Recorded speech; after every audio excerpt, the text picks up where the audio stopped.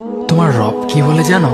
তুমি যাকে আমার চাইতে বেশি ভালোবাসবে, আমি তাকেই তোমার কাছ থেকে দূরে নিয়ে যাব আর তোমাকে বড্ড একা করে রাখবো।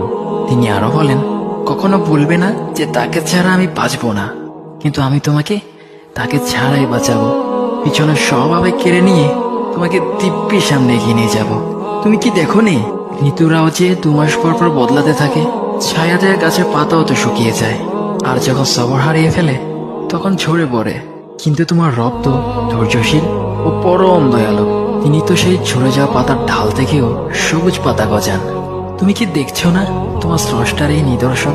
যে মানুষটাকে তুমি নিজের জীবনের চাইতেও বেশি ভালোবাসতে, সেই মানুষটাও একদিন অচেনা হয়ে যায়, তোমার মন ভেঙে যায়, এমনকি বন্ধু শত্রুতে পরিণত হয়, আর খানিক সময় পর শত্রু বন্ধুতে পরিণত হয়। যে মানুষটাকে তুমি নিজের জীবনের অংশ ভাবতে, সে মানুষটাও প্রতারণা করে।